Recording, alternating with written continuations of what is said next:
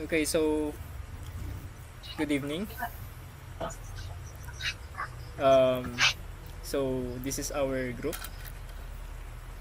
Ako si you know me. So this is Carl. I'm with Carl today and Dion, but unfortunately Dion is nowhere to be found. So kami na lang ang mag-interview sa'yo.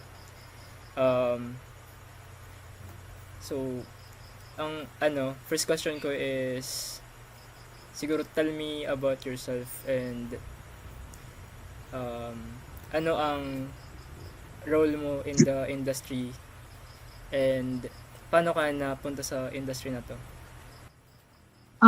My name is Carpe Santoyan. I graduated with CSPC as a computer science, and I'm currently working as a front-end developer and UI UX designer. So I have a dual position. Um, I also working at Japanese IT company located at Ortigas Pasig. Okay, have you ever experienced um, parang discrimination sa workplace, ganyan? Yes, I think I experienced uh, last month. It's not actually masyadong ano yung discrimination, but in a way na sa meeting kasi may times na they don't want your opinion or pwede kang magbigay ng opinion but it doesn't mean na i-apply nila. Oo. So, parang ganun yung nagkakaroon ng problem sa part ng language barrier namin na marunong siya mag-English. Nag-English na kami. So, same ng nagkakaintindihan naman. Pero, when it comes to culture, it's different. Different kind of design. They have different kind of design. Kahit na yung culture nila yung binibigay namin na design, may times na may gusto silang gawin dun sa system na hindi naman, parang imposibleng gawin ni Deb. Parang gusto nila, gawin mo to, gusto mo, eto rin, gawin mo yan. Parang ganyan. So, it doesn't make sense. Hindi pwedeng, pag sinabi mo to, rekta agad. Kailangan, yun na yun. Possible na agad siya. Feasible na siya. So, no. Parang, kahit sabihin mo yun sa kanila, explain mo, hindi nila tinatanggap. Like, gawin mo siya ng paraan. Parang ganyan. Okay, so ayun nga, hearing that from you, I can parang relate din sa experience na yun. So, para maiba, since parang nauna kasi yung question na yun, how did you start yung career as a UI UX designer? So, actually, I was not planning to be a designer at first. Since you know me, Yeah, I'm yeah. a artist as well. But hindi dapat yun yung ipupursue ko after graduate. I'm planning to pursue as a developer only. So, parang yun yung mindset ko, yun yung dream job ko lang eh. Pero, dahil, yun nga, parang, alam mo na, nakitaan sa design, why not Oh, so mag-jump you ka just into kinda UI like design? Kasi ayun na eh, mm, talent mo na eh. Oo. Andun na yung talent mo eh, andun na yung ano mo. So, why not try it? oo. So, yun, nag-jump ng UI design and then, at the same time, hindi ko pwede maiwala yung pagiging developer kasi yun yung gusto ko eh. Pero parang, minsan mas angat yung pagiging Yung UI ko developer. talaga since, Oh, yun nga, oo. alright. So, for the next question, ayun. So, syempre, focus ka sa UI UX design. What are your pinaka most important skill na ginagamit mo sa work mo? Syempre, given na yun. Pero, you can give some specific skills din. If you have any that you can share with us. Most important skills at work, um, we have the technical, the soft skill, and then yun, the design perspective. So sa technical skill is as a developer, um, yung mga tech stacks like the CSS, HTML, React.js, Vue.js. So sa front end, yun yung ginagamit ko. Yun yung hindi mawawala talaga. Frameworks. And then for the designing perspective is using the right tools like the Figma, the XD, and then Photoshop, Illustrator. So being a UI designer, it doesn't mean na designer ka, makakuha ka ng idea sa Google, pwede mo siya nang kunin. Hindi. The most challenging part is how will you create a new design on that different kind of ideas from the internet. So, Parang, sa dami ng ideas na nakikita mo sa internet, di ba, parang kailangan natin gumawa ng bago, ng galing sa atin. Oo. Ng signature mo, like that. And then, the soft skill is yung collaboration mo, pakikipag, mo sa ibang tao. Paano kayo mag-usap, the communication. So, yan. alright. Ang next question ko for you is, how do you maintain healthy communication and collaboration in a team, especially in a remote or cultural setting? So, kunyari, nasa remote cultural setting ka. So, how do you maintain the healthy communication? Okay. Since hybrid naman kami, so may work from home, may office. Yun. The most important sa office is talagang yung communication nyo talaga. The clearly and proactive communication. When it comes, you need to stand up on your own opinion. The avoidance of assumption ng clarity ng goals mo, or yung pinaka parang sa project na to, ito yung ano ba yung mga goals nyo? Ito yung goals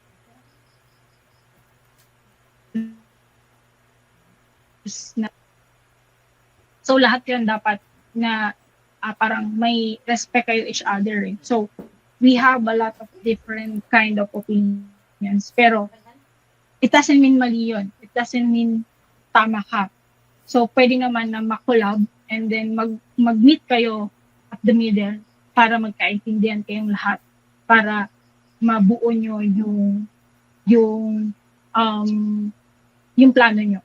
Okay, so for the next question, what advice would you give to IT students on building professional relationships in the workplace? Parang ano Okay. yung magibigay mong advice sa mga IT students na nagbibuild pa lang ng professional relationship sa kanilang mga workplace? Like, paano nila yung gagawin? Okay. So I think you need to start the your curiosity and the humility, na don't be afraid to question or admit na hindi mo siya kayang gawin.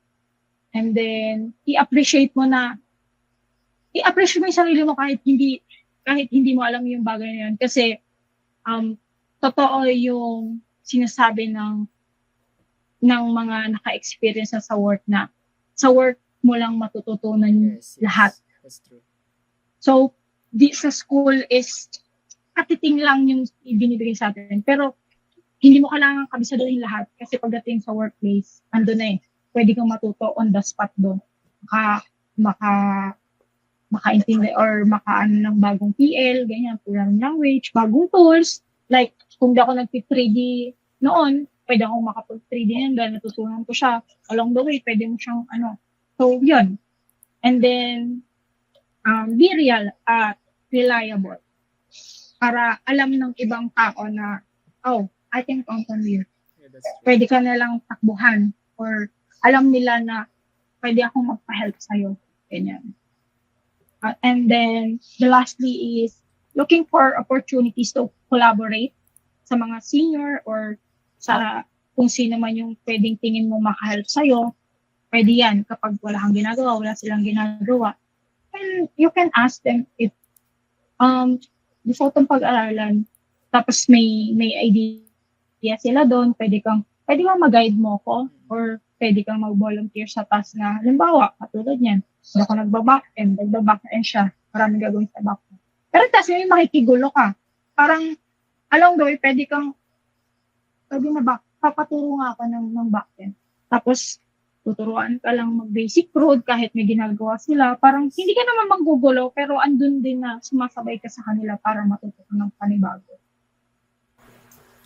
Okay, so, ayun nga, parang follow-up question siya dun sa question. Since you mentioned kasi earlier na parang minsan bato ng gagawin yung boss, kunyari. So, how do you handle the parang maiwasan yung pag-abuso in your workplace? Kasi 'di ba minsan we forget to say no kapag okay. So okay.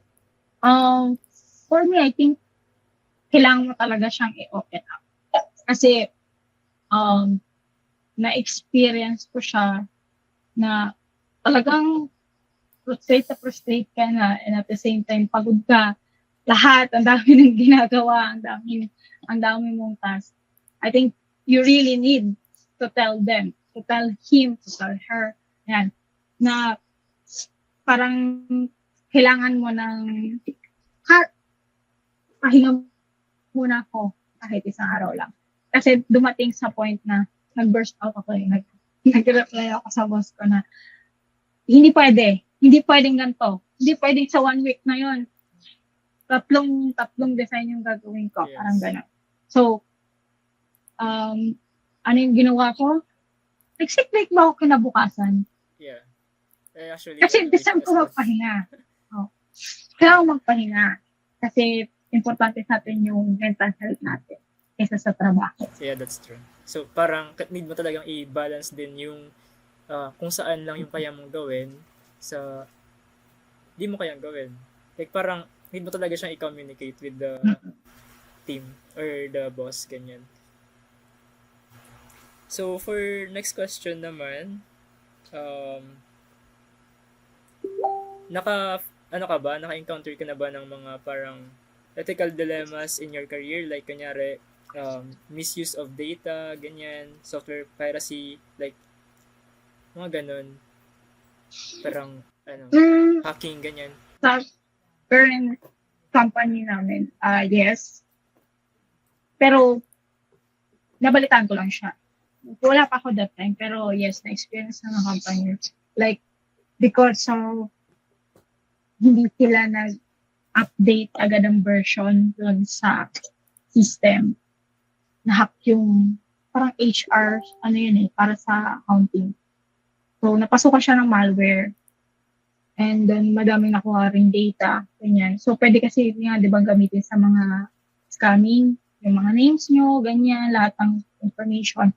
So, dahil yung Laravel is, I think, version 7 point something na ba ngayon? And to think na yung version ng system is, I think, nasa 3 pa lang. So, super huli na siya. So, kailangan siyang i-update. Yeah. No. Oo, kailangan niya i-update. Oo, outdated na. So, either pilitin na mahabol yung version or gumawa ng panibago. Kasi, yun nga, dahil pag nag-upgrade yung version, magbabago yung dependencies. Yes. So, yun yung another na problem. Since nagbago yung dependencies, lahat ng yung may mga code na tatamaan. Hindi ka pwedeng, update na lang natin ng version. Update na sa 11.5. Okay pa rin yung code. Hindi. Maraming tatamaan yun. So, yun yung problema kapag hindi kayo nag-update ng version ng system. Yun yung na-experience sa office. Kasi talagang grabe yung meeting namin nun. So, basically speaking, super na-affect talaga yung company, like the entire company. With that, yes, daw yun, nangyari yun ng pandemic.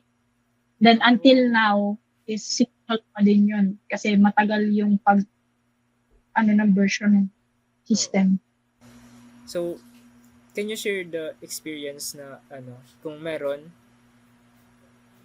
na yung when you need to kind of stand up about dun sa ethical practices na yun, issue na yun, ganun. Kung meron ka dun like parang I think this part is sa designing. Kapag nag-UI ka kasi,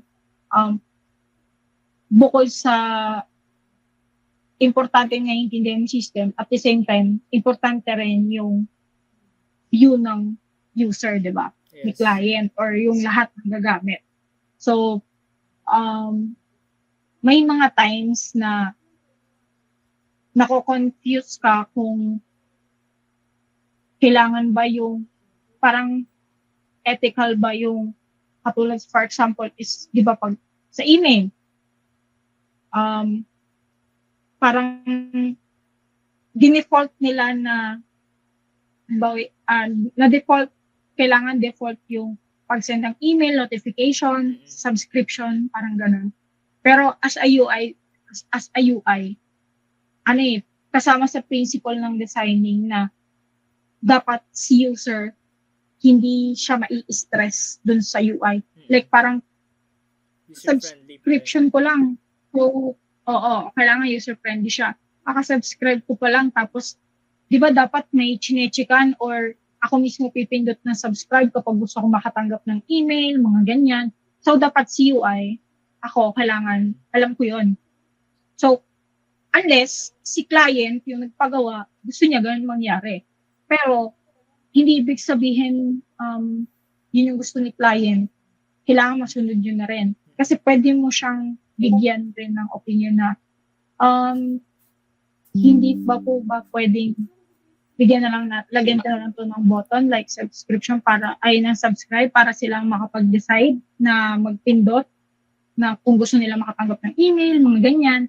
So, pwede mo siyang bigyan na kasi po hindi po ata okay kapag makakatanggap siya ng biglang matatagdad siya ng kada notification, ng updates ng about it subscription natin. Annoying, di ba? Pag kada mo na natatagdad yung email mo, napupuno, tapos di mo alam kung paano siya i-stop, hindi naman siya mahalaga para sa email ko. Parang ganun. So, importante yung both side. Kailangan, as a UI, UX designer, alam mo yon, alam mo yung mga principle na yon na hindi lang design ka lang ng design. Yeah. So, dun yun pumapasok yung sinasabing need mo talaga mag-research while designing. Mm-hmm. So, hindi lang talaga siya purely pag binigyan ka ng parang project ng client, yun lang susundin mo. So, need mo pa rin talagang mag-conduct ng research on your own para alam mo kung paano siya i-execute and ayun, paano mo ilalagay yung sarili mo sa shoes ng ibang user, ganun. Correct? So, okay. For the next question naman, so, ano yung pinaka like most difficult na professional challenges na encounter mo so far? And how did you kind of overcome it? Yun nga, ang pinaka talaga is tight deadline. Oh, okay. So, yun talaga. Diba since ang more on UI UX nga yung sa work mo ngayon. Did you ever wanna try pursuing other careers other than being a developer or a UI UX designer? Kasi developer ako. Pagkatapos ko mag-UI, ako mag-code ng design ko. So, I'm doing that. Front-end lang. Mm-hmm. So, front-end is, pagkatapos ko mag-design, yun nga, yung user interface na ginawa ko, i-code ko naman siya. So, yun, i-implement ko siya sa front-end. Ngayon, kapag may back-end na job doon, it's not my thing. Sa back-end siya, sa back-end developer. Pero yung data integration, manipulation, ibibigay sa akin na backend yung API, papasok ko siya dun sa content. Parang Like being aside myself, from, other career, other career, ganun. I think, architecture o kaya animator. Oh. Alright, animator nga pala. Right. Pero, Oo. ano yung prefer mo sana? Aside from that. Architect. Okay. Kasi dream course ko yung architect. Ko siya nakuha. Kaya ako nag-pomsci. Oh, okay. Wala pang architect sa CSPC that time. Oo, true. Ano bang mga habits or practices pwede mong may advice sa mga um, IT students ngayon na gusto mag-pursue ng ano, same career? Mhm. For me, my advice is learn the basic. Yung lahat ng fundamentals na tinuro sa college. Tingin ko, di ba, lagi nyo naman paulit-ulit, Yes. puro basic, tinuturo sa atin sa college. Pero that's the most important thing that you will have pagdating sa pag-interview sa job. Mm-mm. True. Kasi yung fundamentals is yun yung stepping stone nyo. Kahit anong PL yung gusto nilang kada company kasi iba-ibang programming language yung ginagamit nila. So kada PL na yun, lahat yun bagsak lang din. Lahat yun may fundamentals. So if you want to switch to another PL, it's okay, you can learn it. Fundamentals, alam mo na eh. Fundamentals is, di ba yung mga loop, Oo. if else mo, ganyan, sa JavaScript. Importante siya, lahat yan kasi may JavaScript. Front end, back end. So, yun na. Kailangan nyo naiintindihan yun. Kasi pag nag-switch ka sa another PL, another language, yun lang din naman yung gagamitin mo. Iba lang yung syntax error mo. Iba lang yung syntax nila. Parang katulad, di ba, sa Python, maikse, sa Java, mas mahaba. So, magkaiba sila ng syntax. So, that's the difference. Pero the fundamentals still the same. They still have the same if else, the for loop, the everything, the cases, yan. Lahat yan. Pare-pareho lang yun. And then, huwag kayong matakot mag-risk sa gusto nyong tingin nyo is makakabuti sa inyo. Like, what if gusto nyo mag-Manila? Yeah. Pero yung what if na yun is you want to pursue, then why not? True. You need to take a risk para hindi kayo nag-stay sa comfort zone. Kasi hindi naman ako sa against sa mga nag-stay sa Bicol na parang ginacharge ko sila, parang gano'n. Hindi naman. Pero di ba madaming talagang nasa Bicol lang kasi parang takot sila mag-Manila, maraming gastusin, tapos traffic, ganun talaga. Pero I think if you want to learn how to be independent, since mag-aasawa ka rin or gusto mong matutong mag-isa ka lang, then why not? Para matuto kayo mag-budget, matuto kayo magluto, ganyan. So pag humiwalay na kasi kayo or na kayo sa comfort zone nyo, ano nyo na yan yun na yung start ng journey nyo Para hindi na yung ilang years pa kayo mag-aantay bago humiwalay kayo sa parents nyo, gusto nyo and dahil lang pag tinatanong ko kung bakit ayaw mo mag-Manila, ayoko kasi nakakatakot sa Manila, mataas ang gastusin, mataas ang kaya hindi niya pinursue mag-IT. Kaya hindi niya pinursue yung IT. Pero magaling siya. Parang ganyan. So, parang sayang. Alam mo yan, sayang yung knowledge mo, sayang yung opportunity. Diba?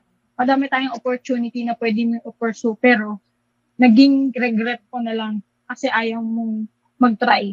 Parang naging stagnant na lang yung... Dadalhin mo siya. Ano yung ganun. Madami kang pwedeng gawin. Pero kung ayaw mong mag-Manila and kaya mong katulad yan, kaya mong mag-freelance na talagang dahil skills mo is na bibuild mo habang pwede rin. At least, tuloy-tuloy yung pag-aaral mo. Pero yung magiging tambay ka lang for good pagkatapos gumraduate, Ano yung pinaghirapan mo ng 4 na Oo taon nga tapos eh. magiging tambay ka lang?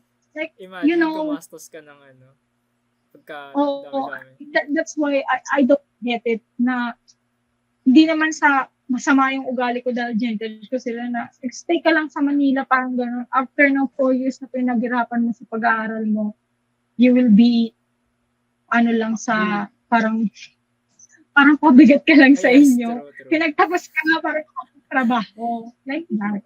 So, parang ang ano ko lang is kung kaya mo naman mag-take ng risk, go for it. Oo. Wala namang mawawala eh. Kung hindi mo talaga kaya sa Manila, edi umuwi ka. Pero at least nag-try ka. Yeah. Baka hindi talaga para sa'yo. Pero at least, yun, hindi mo siya magiging regret kasi, ay, dapat pala nag-Manila ako. O, di ba? Puro ka dapat. Oo. Baka sakali, dapat pala. Ito, bakit hindi kasi? Di ba? Ganyan.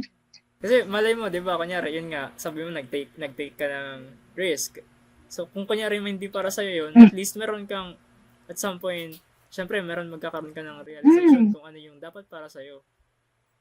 So, that's Yun. Ang importante, pag masaya ka sa ginagawa mo, go for it. Pero pag tingin mo talaga na stress ka lang at hindi ka nagiging masaya kahit anong gawin mo. I think that's the sign to change the career. yeah. Change your path. Hanggat maaga pa. Kasi yan ang lagi kong advice kahit sa mga OJT. May mga naging OJT ako na pinag-try mag-design. Nag-try mag-design sa Alvin.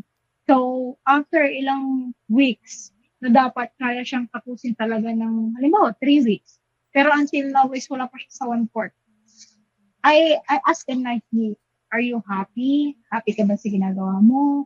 May natututunan ka ba dyan? Or if wala namang problema, sabihin mo lang sa akin. Change ko siya sa front end kasi gusto pala mag-code. Wala pala siyang parang ang comment niya is, tinry ko talaga eh. Pero gusto ko rin talaga mag-try mag-UI kaso wala pala akong sense of ano talaga ng designing. So, sabi ko, sige, mag-code ka na. Kasi wala talaga. Oo. So, ang nangyayari that time, yung trabaho na pinagawa ko sa kanya, para naging doble sa akin, ginawa ko din ulit. So, yun. Pero at least, yun nga, tinatanong ko rin sila kung masaya sila sa ginagawa nila. Kasi may mga tao talaga na gusto rin mag-try parang gusto ko mag-try ng UI. Parang exciting siya kasi design. Pero pag na-try mo na, tapos nahirapan sila na, ang pangit ko pala mag-design. Yeah. Wala pala ako sense of designing, parang kahit anong gawin mo, yan talaga. Kaya, sige, okay lang, at least tinry mo eh. Kasi malay mo, may hidden talent naman pala siya. So, walang problema. Pero, yun yung experience ko sa naging OJT na. I think ko second batch yun. Yung, basta di ko siya makakalimutan kasi halata sa face niya na frustrated siya sa ginagawa niya kasi pinagtag ko siya ng comments sa Figma eh. Ang dami kong comments. So, parang na-stress siya sa dami kong comment. Like, parang Tapos, na-criticize mo siya. Pagkatapos kong mag-comment, kinabukasan may mga comments pa ako, hindi niya pa nagagawa yung kahapon. So, parang, I feel bad kasi parang feeling ko na nabully ko tuloy siya. Parang ganun yung feeling ko. Pero, ang pakiramdam niya is, parang napuprostrate daw talaga siya na hindi daw niya magawa yung mga comment na parang ang dali naman daw isipin pero hindi niya ma-apply. So, yan po siya. Tapos inamin niya, hindi daw talaga siya masaya sa ginagawa niya. Na-feel din niya na hindi siya happy sa ginagawa niya. Kaya nilipat ko siya. Kaya doon ko rin na-realize na may mga tao talaga palang hindi pang designing. Yeah. Totoo naman Yun rin yan. comment namin. Totoo yun kasi dito sa ano kasi din sa 'di ba kasi same tayo ng industry. Meron din tayong common. So I can relate naman and I can understand naman kung bakit. So po, yung tanong ko po is gaano po ka-importante yung parang pagkakaintindi ng isang IT professional sa sa legal responsibilities nila, even as a student or as a entry level professional. Okay. A good question. Ang mga, yung sa legal law kasi natin, pati yung sa mga data privacy, is very important because yung mga data na hinahawakan natin is, alam niyo, ano siya di ba, private. Oo, yung sensitivity niya. And hindi lang siya basta na pag binigay yung data, okay lang, mga ganon. Kasi based on my experience, since yun nga, sa law firm, sa first job ko, yung lahat ng data nandun sa loob is confidentiality. Mga kaso, totoong pangalan ng mga tao, ganyan. So, hindi siya pwedeng basta-basta na yung data gawin kong yung tunay na mga pangalan na yung magiging MAC data ko na parang makikita sa UI na, di ba, yung mga tunay na pangalan na ilalagay mo since nabigay na yung data, yung ganyan. So, dapat mga ano lang yung pang Juan de la Cruz, mga ganyan. Kasi once na piniresent mo yan, tapos parang katulad lang yung pangalan mo nandun, tapos makikipag-divorce ka, na-present sa, halimbawa, na-present sa client, di ba? O tapos, imagine mo, malay mo yung na-present ko is yung pinsan mo, kakilala ka pala. O yung pangalan mo, nakita ko doon, magde-divorce pala yung asawa mo. O, like, yung parang ganun lang ba? Kasi yung mga data na yun, napaka-importante, pwede ka pang makulong. Pwede ka pang, ano yun eh, risky yung mga yun. Tapos, katulad yan, pag release mo yung mga ganyan na kind of data, ay marami tayong sa scamming din ngayon. So, hindi siya basta-basta. And at the same time, may mga times naman na circumstances na sa client, ayaw talaga nilang ibigay pa yung data unless tapos na yung system. Pero may may times na pwede na, since nire-revamp nyo, bibigay sa yung admin, password, yung mga ano nun. So, mabubuksan mo siya, lahat ng data na nandun sa loob kasi mag-revamp kayo, kailangan mo makita yung i-revamp na ano. So, ando yung mga data. May mga ganon. So, ibig sabihin, binigyan ka nila ng consent. Pero may iba naman na yung system, ibibigay sa'yo, pero wala na laman data, dinilit na nila, tinatak nila. Halimbawa, nilagay na nila sa Excel. Tapos, pag hiningi mo, pwede lang sabihin nila, pagtapos na nung system, pwede namin ibigay kung crucial yung pagdikit or hindi nila sa inyo ibibigay. Pagkatapos na ng system, i-import na lang nila. Ibig sabihin, ayaw talaga nila yung ano. So, ganun ka-importante yung mga ano natin sa data pagdating sa mga privacy. Kailangan mindful kayo dyan kasi hindi natin pwedeng bigla yan na ginagawa mo lang siyang parang mock data, mga example. Kasi mga tunay na pangalan ng yan eh. Ganun ka, ang natin. Hindi dapat natin pinag-aaralan yan eh. Yan eh, parang sense of mo na yan as a person. Parang sense of responsibility na lang. So, yung next question ko po is na-enjoy niyo po ba yung capstone or thesis days niyo yung college? Hi! Okay lang question yan. yung thesis days ko is the most stressful in my life. Kasi hindi ka tulad sa work. Talagang sa work kasi, di ba iba-iba kayo ng position. So, nakafocus ka kung saan talaga yung position mo, kung ano yung forte mo, kumbaga. Sa thesis, wala kang choice kundi kunin lahat kasi pabigan sila. Wala kang ibang choice kasi gusto mong gumraduate, di ba?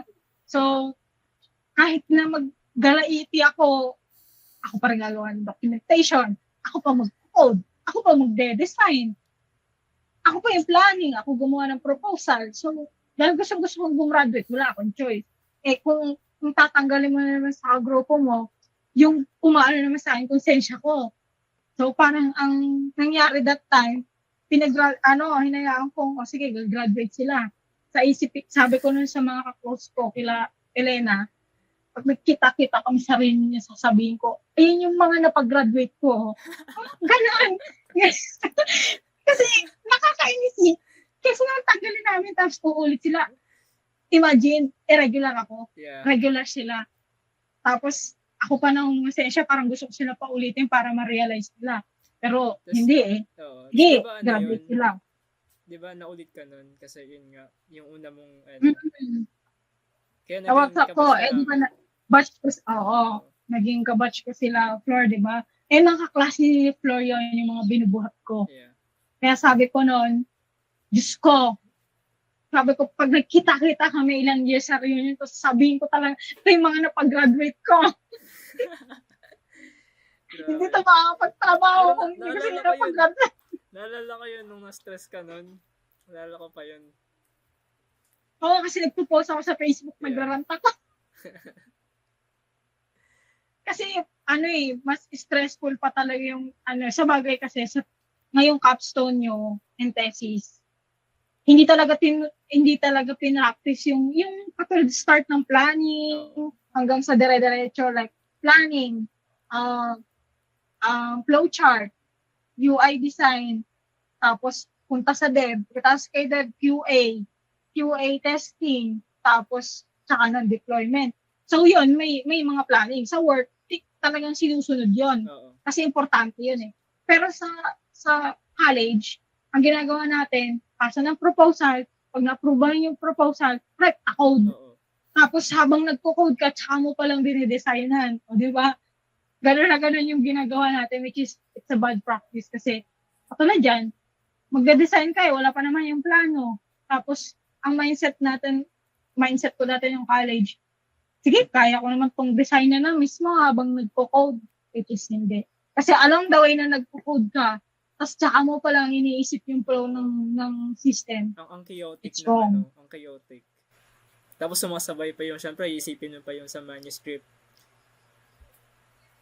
Yun yung tamang sagutin kung yung tanong nyo sa akin kanina na most difficult experience. Pero kung in my life, hindi sa office, in my life talagang yung thesis days. Talagang hindi talaga yung magbabago. Actually, relate kami dyan ngayon kasi yun nga, nag-ano din kami ng capstone, diba? So, ayun, na-stress na kami kung papanuin na ba, ano na bang sunod na gagawin, tapos, ano ba to, pagsasabayin ba to, ganyan. Kaya, talaga nakaka-stress talaga. Wala pa kami sa development, part ng capstone. Nasa pa lang kami. Sa technical defense pa lang. So, grabe. Sa IntelliSeven 7, OJT, pinapractice na namin yung sa gano'n, yung planning na Kasi sinasabi ko sa mga nag-OJT sa kung sa thesis nyo, nagpapabuhat kayo or binubuhat yung mga kasama nyo, tito, kung ano yung position mo, doon ka focus. Hindi pwedeng yung binubuhat mo yung buong grupo kasi yun nga, yung OJT is totoong on-job training nyo. Training ka para bago ka mag-work, may knowledge ka na. Hindi yung pagpunta mo pa lang ng work, tsaka mo pa lang i-explore yung parang development, planning ng lahat na So, OJT, katulad sabi ko rin kanina dun sa una kung nag-interview sa akin, kung hindi kayo nagseryoso sa 4 na taon nyo sa college yung OJT nyo, seryosohin nyo. Maghanap kayo ng maayos na OJT-han and maghanap kayo ng OJT-han nyo na mabibuild yung basic skills nyo na magkakaroon kayong meron kayong maipagyayabang sa resume nyo pag nag-apply kayo ng work. Kasi sa OJT na to, nag-react kami. Natuto ka mag-react. So, yun. Pwede mo siyang mailagay sa resume. Hindi yung pati OJT, katulad yan. Kasi sa batchmate namin, OJT, marami yung ka-batchmate na hindi sa OJT. Basta makagraduate lang eh. Sige, okay lang. Dito na lang ako. Munisipyo na lang ako. Pero di naman nagko-code doon. Like, sige, it's your choice. Sila naman eh. Wala namang problema. Pero yun yung kung bakit pinapipili ng coordinator nyo na maghanap kayo ng company mag-code. para ma-ready kayo. So, ayun. Saan ba ang marirecommend mo na pwede mag-OJT na maganda? Na you think na we will learn? Since sa Intel 7, kahit di na ako nagtatrabaho doon, pupunta-punta ako sa Intel 7, kasama ako sa nagtitrain rin ng OJT pa rin. Mm. Ang UI UX, tapos front-end kapag may mga tanong. Yung Intel 7 until now is tumatanggap ng OJT kada batch yan. Yan, pag natapos nyo yung capstone nyo, mag-OJT kayo, pwede kayo mag-apply. Pag natanggap kayo, pinakamagandang ground yung OJT rin as your practice nyo na gusto nyong i-build yung skills nyo. Or kung madami kayong gustong applyan pa dahil syempre hindi naman sure kung makapasa kayo sa sa I7, di ba? Parang kumbaga pipili pa kayo ng ibang company. Pero I think for me opinion ko, karamihan ng starting company is napupukusan nila sa coding.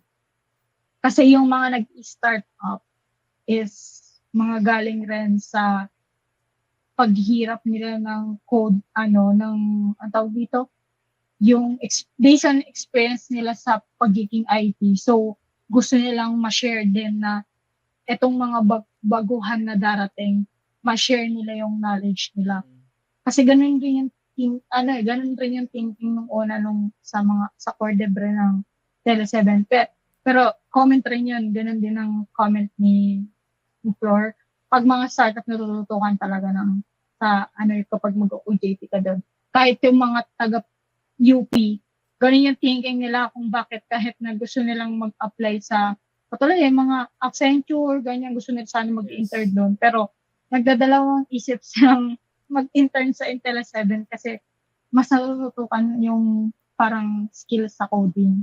Natuturuan sila. Pero kunyari, yun nga, ako kasi gusto ko din mag-OJT sa Intel 7. Pero ang role na siguro natitake ko is same sa'yo, UI UX designer. Mm-hmm. Oo. Basta kasi i-interviewin naman kayo. Kung matimingan na may time ako, sumasama kasi ako sa nag-i-interview din. Pero hindi ako yung nagde-decide. So, it means, kahit sa parang nag-a-apply ng work, kayo ang magdadala ng interview nyo. Kayo ang magdadala ng sarili nyo kung paano kayo makakapasa. Kasi may technical na exam sa I7 din. Parang kayo nag-a-apply ng work. So, ganun din. Practice din. Parang kung paano ka mag-a-apply ng work, ganun din pag-a-apply mo ng OJT. Vice versa. So, kung may portfolio ka, showcase. Kung may skills ka kahit basic, mag-review ka bago mag-technical, bago ka matanungin, mag-aral ka, magbasa-basa ka about sa JavaScript, yan. Pag-review ka. Kasi tatanungin yan eh. Kung hindi mo kailangan mag-review na medyo marami ka nang alam at confident ka dun sa mga itatanong, then, yun. Kasi yung mga itatanong naman ng mga technical skills is usually mga basic rin na ginagawa rin sa programming, sa mga JavaScript, front-end. Kung back-end yung sinabi mo na marunong ka mag-back-end, tatanungin ka about sa back-end. Kung front-end lang, di tatanungin ka sa front-end. So, ibig sabihin, pag front-end, JavaScript, HTML, CSS, yan, pag back-end, mga more on yun, about sa API or ng data, mga ganyan. Pag UI designer naman, yung portfolio. Kailangan pakita ng portfolio. Importante yung portfolio kapag designer ka, kahit nagtatrabaho. So, pag nag-apply ka ng UI UX designer, wala kang portfolio, paano nila makikita ang designer ka kung wala kang design? That's true. So, kahit isang design, dapat pwede mong mapakita. Pero pag wala, bigwak. Yeah. Kasi wala kang mapakita eh. So importante Paano malaman? So, importante talaga yung meron kang showcase at least a few. Kung kahit hindi naman project sa school, syempre, kung aiming mo ng design, dapat nagpa-practice ka na, nagtatry-try ka na sa Figma, kahit na, halimbawa, ito lang po, dinesign ko lang po to ng pag may free time ako. Mga ganun, para mapakita mo na designer ka. Hindi may ibig sabihin na hindi nyo project yun, hindi ka na pwede mag-design. Mag-take ka ng portfolio mo, para mapakita nila na may talent ka sa designing. Okay, so any other question to Any other questions?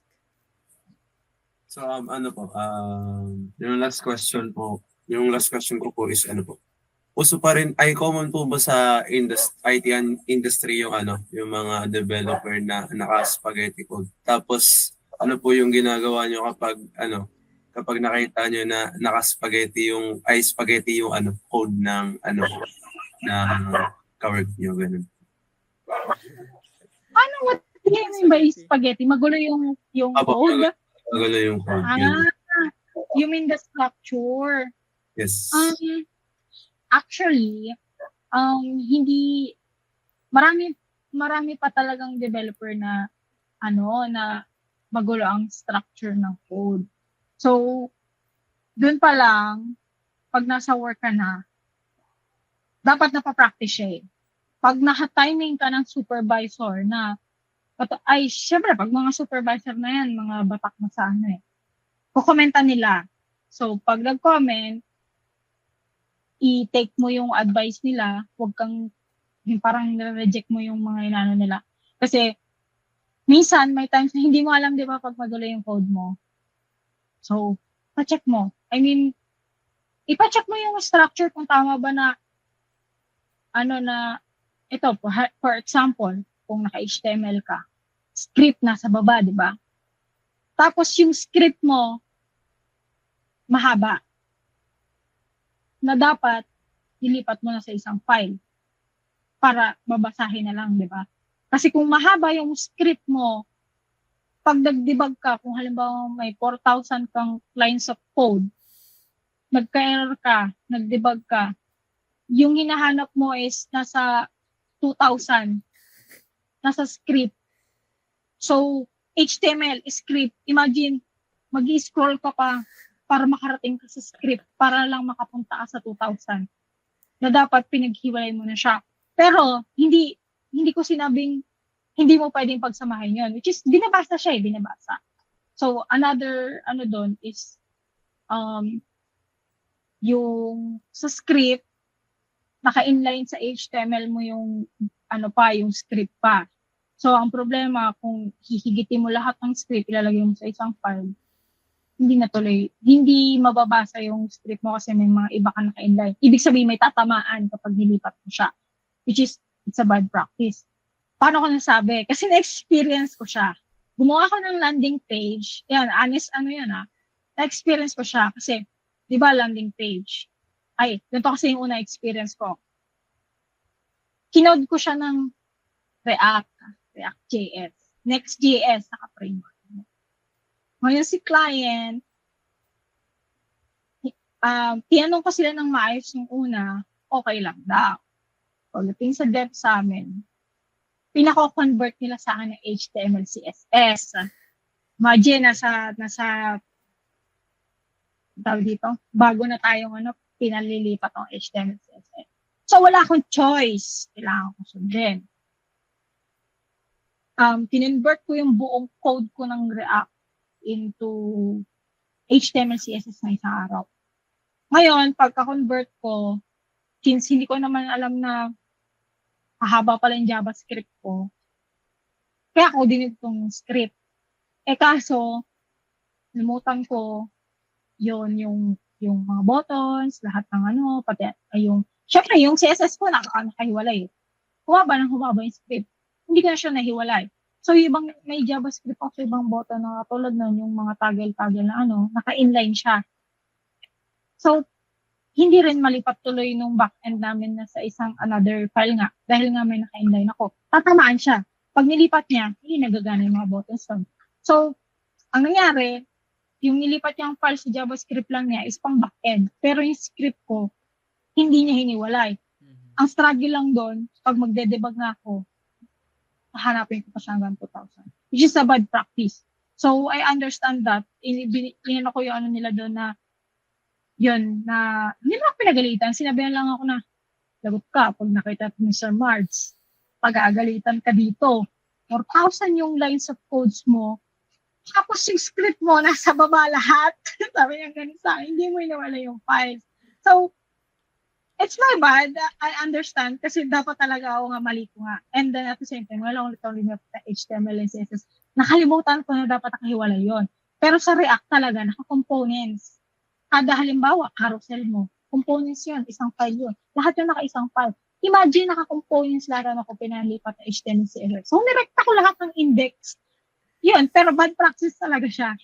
Dapat hinihiwalay. Na-realize ko na, dapat pa nakahiwalay yung JavaScript. Pwede nga palang ihiwalay yung JavaScript. Kasi nasisip ko nun, gagana ba to kapag hiniwalay ko yung JavaScript? Kasi nag-HTML ulit ako So, di na ako nag-review. Pinalipat sa akin. Nilipat na. Hindi naman ako nag-research ulit kung pwede kaya itong i-component ko rin katulad na React. Kasi nakalimutan ko na wala akong time pag magbasa ulit ng documentation. So, pwede palang ihiwalay nga yung JS. Hindi na mahiwalay. Kasi sabi nila sa akin, sige, lipat mo yung JavaScript mo. Pero, i-convert mo ulit yung code mo rin ng mga naka-inline na JavaScript mo. Syempre, ayaw kong iisa-isahin yun. Pinabayaan na nila. Pinabayaan ko. Pero sabi sa akin nung isang senior dev namin, okay pa yan. Huwag mo lang ipakita Sir Marge. Huwag mo lang mataymin na siya mag-check ng code. Yun lang yung problema nun. So, what I'm trying to say is, may mga superior talaga na katulad ni partner, senior siya sa akin, nagko-comment talaga siya sa code ko. Pag magulo yung code ko, nag-galitan niya ako. Like, parang ina-advisean niya ako na, mali. Tingnan mo, ang gulo na naman. Pinaka number 1 na lagi niya sa akin kinokomentan, simula umpisa ko hanggang nandito sa position na to. Alam mo kung ano? Yung mga div mo, dapat to maayos. Iba pantay-pantay. Sige, debug mo. Paano natin hahanapin yung error niyan? 'Di ba? So, doon pa lang magulo na. 'Di ba kailangan yung mga div pantay-pantayan kasi kada pindot mo na andun na yung para madali mong mahanap kung saan ka magde-debug pag may error ka. So, doon pa lang, pinapractice niya palagi lagi niya kinokomentan doon na, di ba sabi ko sa'yo, iayusin mo yung inline ng ng code mo kasi mahihirapan ka mag-debug. Ngayon, hindi lahat ng error na lumalabas sa prompt, nilalabas niya yung error. Di ba di ba marami tayong klase ng hindi lang syntax error. May mga hidden na kahit nag-error, hindi niya sinasabi doon kung asan. So, mangyari, hahanapin mo siya. Yun yung parang, yung lagi lang niya nire-remind. Kasi, ang lang naman niya, ikaw lang din mahihirapan. So, kahit sa OJT, since nakakomentan sa akin, pinapractice ko rin sa kanila na katulad yan, pati pag-component, React.js, Vue.js, yung right ng pag-component ng files, pinapractice namin sila. Kasi unang paggawa pa lang ng project, pag hindi na gumagana ang Tailwind CSS mo, yung prime mong Tailwind CSS, ibig sabihin may mali dun sa pag-install mo ng project. So, dun pa lang kailangan na tama na. And then, pagdating sa code, yun, katulad yan, magkakasama yung mo, dapat dito yun sa kabila, ganyan, nakukomentan. So, malalaman mo naman na, okay, dapat pala hiwalay ito. Pero, hindi naman ibig sabihin, mali yung code mo. Kasi nagra-run, di ba? Mali lang yung practice para mas malinaw, para mas madaling mabasa. Kasi yun nga, dahil pag nagkaroon ka ng error, tapos hidden pa yung error ng mga mo, ikaw lang din mahirapan. So, parang ang hini-help lang nila is para hindi ka mahirapan. Ngayon, kung pinasa mo yung project sa iba, halimbawa ikaw, yung project mo, pinasa mo kay JC. Ngayon, si JC ang nagde-debug dahil siya yung may ginagawa ka pa, tapos siya yung naatasa mag-debug. Siya yung mahirapan mag-debug kasi hindi rin niya makita. Kasi, di ba, lahat ng tao, hindi tayo pare-pares ng structure ng code. Pero sa iba't ibang structure ng code nun, tama yung tama yung pagkakaset mo ng code mo. Kaya pag pinasa mo sa iba, kahit hindi ganun siya mag-code, parang ganun. Pag pinasa mo sa yung code mo, tapos may de-debug ako, pag maayos yung code mo, madedebug ko yan kahit hindi ako ganun mag-structure. Kasi, naiintindihan ko eh. Pero pag magulo yun, tapos hindi pa, mahirapan talaga. Ang mangyayari niya, magbubuisit sa yung pinagpasahan, ibalik mo kaya sino yung nag-code nito, siya pag-debugin nyo. Kasi code niya to eh. Parang ganon. Pero pag nagre-resign kasi, di ba, kailangan mong i-render yung mga ginagawa mo. O paano mo ililipat sa kanila. Pag nilipat mo sana, sige na sila na bahala. Parang ganon. Bahala na sila. Since magre-resign na naman ako eh. Kaso, yung pag-iwanan mo, sila mahihirapan. Yun din yung ano. Parang ano lang din. Yung sense mo na, maawa ka naman, syempre naman. Ayusin mo naman yung ano mo. Parang ganon. Ang ibig sa ano ko is, hindi talaga nawawala ng minsan magulo code mo. Pero, maganda rin na may mag-guide sa'yo. Pero sa mga documentation nandyan eh. May mga documentation na ina-explain yung ano, kaya dapat nagbabasa-basa din. So maganda rin kapag may superior ka nagko-comment kasi ano eh, parang natututunan mo yung tamang structure ng ano. Kasi super ganda nga naman kasi tignan kapag maayos yung code eh. Hindi stressful magbasa ng code kapag maayos yung structure. Pero yung spaghetti, madami yan. Kahit entry level kami noon, kahit ako entry level, magulo yung code ko noong una. Dami ako magulong code. Hanggang sa practice lang, until now, practice ang practice. Hindi mo siya maiwasan eh. Pero at least na nare-remind ka or parang nare-realize mo na mali yung ano ng code mo. Next time, pag gawa mo na next project, edi mas malinaw na, mas maayos na. Ganyan. Ano ang pinaka-final advice na pwede mong maibigay para sa amin? Siguro ano lang. Sabi ko na kanina. Give dalawa lang siguro o isa lang na advice na final advice like siguro yung mga underrated na advice. Yung parang hindi siya most mentioned na advices ganun.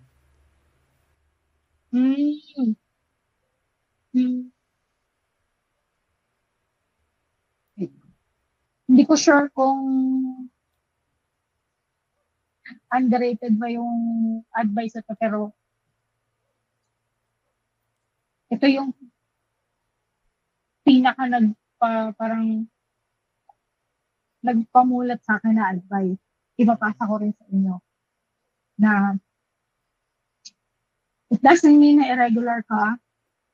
Oh, okay. Doesn't mean na naging irregular ka. Ibig sabihin, huli ka sa life, diba? Parang yung words kasi sa akin nun dati is, pagka-graduate mo, hindi lahat ng kabatchmate mo magkakatrabaho na agad yan. Kasi pag time mo na nakagraduate ka na, ikaw na nakagraduate, yung iba dyan, wala pa rin trabaho, baka mauna ka pa. So, it doesn't mean na late ka gumraduate, late ka din sa buhay. Kasi possible, yung driven mo sa ano mo, dahil yan, sa dami mong na-experience, baka maunahan mo pa sila. Kasi tuloy-tuloy ka eh. Andun yung ano mo eh, yung gusto mo, yung goal mo. Kahit sa dami ng discrimination na dadaan sa'yo na, ay, uli ka na ano, ay, nagbalak-balak ka kasi, bobo ko pala kasi hindi mo napasa yung ganito, na ano mo pala. That. So, na-experience ko siya. Pero, parang, I think it's not bad to have a failure na, parang ako ng failure. Yan, nabugsak ko yung subject. Kasi nahirapan ako eh. Pero ako lang, matalino ako. Kaya high school, di ba? Lahat naman tayo, ganun. So, yung pinaka-tinake ko talaga na advice dun is, yun, parang na yun yung nagpagising sa akin na hindi dahil hindi ako nakasabay sa kanila, huli na ako. So, talagang isinapuso ko yan ang binigay sa akin yung advice na yun. After si Ma'am Xiao yung nagbigay sa akin na yung nasa guidance, nagbigay sa akin advice nun. Sabi niya sa akin, maniwala ka sa akin, baka pagka-graduate mo, maunahan mo pa sila. Yung iba dyan, yung iba mo kaklase, wala kang trabaho. Isang taon lang yan, mabilis lang yan. Wala din sila, next ka na. Isang taon lang ang pagitan. Hindi naman 5 years or ano. May wag mong hiyakan. Sabi niya ganun sa akin. And then another one is,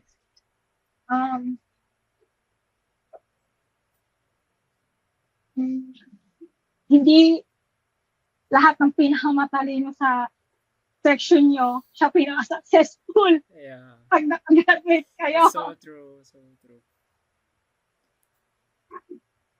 Yung pinakamagaling nyo yung sa programming ngayon, hindi ibig sabihin siya pinaka-successful. Kasi may ibang tao na magaling lang sa ACADS pero wala sa diskarte. So, yun kasi dati ang parang siyempre, lahat expectation. So, siguro yun din nakaka-pressure rin sa ibang tao, di ba? Pag ikaw yung top sa class, na, uy, siya magiging successful kung nakagraduate. Doon siya sa programming eh. At siguro makukuha niya parang. Pero hindi lahat ng kumikita ng 6 digit ng mga kilala ko. Yeah. Latin honor, tsaka, pinakamagaling sa klase. Yung iba na natutulog lang. Oo nga. May hidden talent pala. Oo. O kaya, yun nga, natututunan sa workplace. Kasi, naniniwala naman ako, lalaki talaga mas magaling diba sa math. So, parang katulad din sa programming, mas madaling matuto pagdating sa mga numbers and technicals. So, yun lang. I think underrated siya eh, kasi parang expected mo, pag magaling ka sa klase, uy, magiging successful siya. Parang Expectation siya. na. But I feel bad for them. Kasi parang, di ba, high school, naging top din ako. Parang ganun rin expectation binibigay sa'yo eh. Lagi ka nasa top. So, I feel bad for yung mga, sa college. Kasi, mas mataas expectation sa'yo. Mas mataas na, college yun eh. Hindi na high school. Lapit na yung sa parang, katrabaho ka na. Parang ganyan. Parang malapit sa Ganun din yung Pero, parang hindi discourage yung mga parang, yung parang kahit nagbibigay ka ng effort sa studies mo, hindi ka pinamagaling. Parang encourage din sa kanila na, yun, hindi lahat ng matatalino nasa top ng buhay nila. Basta ma-discarte ka, yun, encourage mo, mag-take ka ng date. Ayan, yung problema. Pag mahina loob mo, True. take ka lang sa bahay. Magiging libreng kain talaga. Magiging tambay talaga. So, lalo na sa una mo sinabi na, di porket irregular ka, huli ka na sa buhay. That's true. Like, parang kasi, nagkaroon tayo ng stereotype dun sa na kapag ganun, bobo ka na. Or like, mahina ka ganun. So, ayun. To conclude our interview, I would like to say thank you for having this time with us. And then, I hope this interview can help us on our future endeavors. And then, yeah. We wish you good luck on your in your journey as well. Wow, impromptu yun Di ako